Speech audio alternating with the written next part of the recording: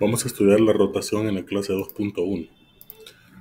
Aquí el problema nos pide que expliquemos cómo es que se da el movimiento de la figura 1 para obtener la secuencia. La figura 1 es la flecha que aparece de color celeste.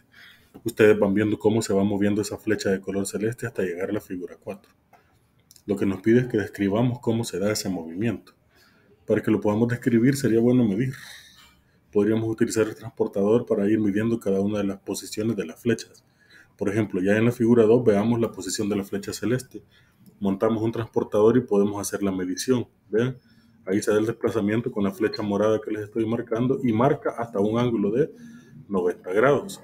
Eso significa que esa flecha se ha girado 90 grados. En el caso de la figura número 3, el giro, ¿cómo se ha hecho? Miren, medimos con el transportador y no nos quedamos en 90. Ahora da un giro completo. Acá, completo en el transportador. Entonces, si comienza a medir en 0, termina en 180 grados. Es decir, 90 y 90 otra vez. Entonces, ahí el giro se da de 0 a 180 porque es la mitad de una circunferencia. Entonces, el giro se hace en 180 grados. En la tercera figura pudiera utilizar de estos mismos transportadores o pudiera utilizar otros. No hay problema, yo voy a utilizar un transportador completo, pero si no, usted puede ir girando nada más el transportador para hacer la medición. Entonces ya la flecha aparece con una dirección hacia abajo. Recuerden de dónde partimos y a dónde terminamos. Miren, recuerden esto, partimos de la flecha que está aquí en color morado para llegar a la celeste. Ese es el movimiento que se ha dado. Entonces a partir de esta flecha morada vamos a hacer la medición. Entonces acá ponemos el transportador, aquí tenemos el ángulo de 0 y 90 para poder hacer la medición. Aquí tenemos el de 90, ahí está la trayectoria, se muestra en la flecha morada, esa es la trayectoria y la medición aquí sería 0 grados, hasta acá sería 90, hasta acá 180 y hasta abajo son 270 grados. Mire, es decir, 90 tres veces la medición que se ha hecho. Se ha hecho 3 giros de 90, 90 por 3 es 270. Y si no, pues aquí le va a marcar el ángulo de 270 también cuando se va haciendo o conforme se va efectuando la medición.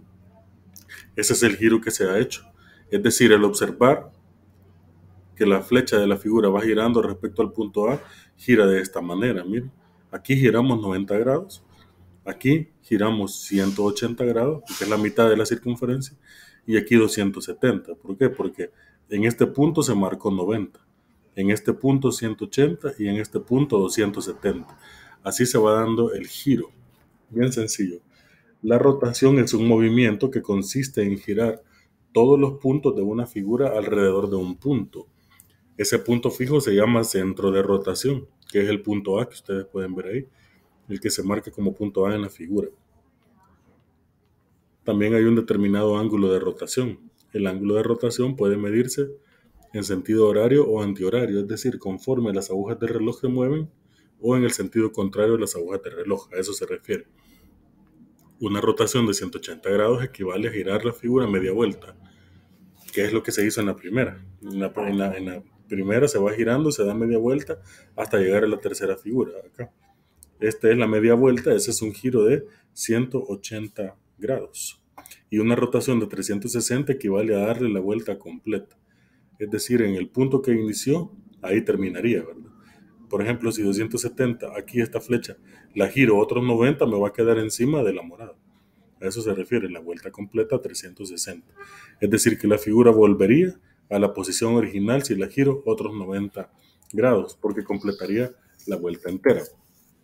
Ahora a ustedes les corresponde resolver estos problemas de la página 165. Tienen que hacer las rotaciones y yo les recomiendo que hagan los dibujos y después de hacer los dibujos con el transportador vayan haciendo las mediciones para que se den cuenta cómo es que se dio el ángulo de rotación.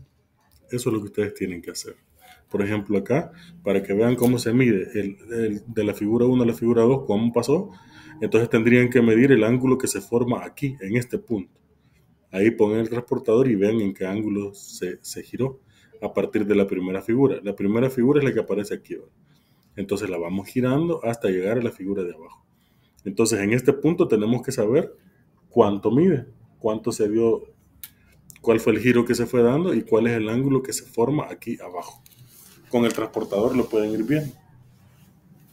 Lo pueden montar y ahí pueden ir haciendo la medición de manera similar al que yo hice.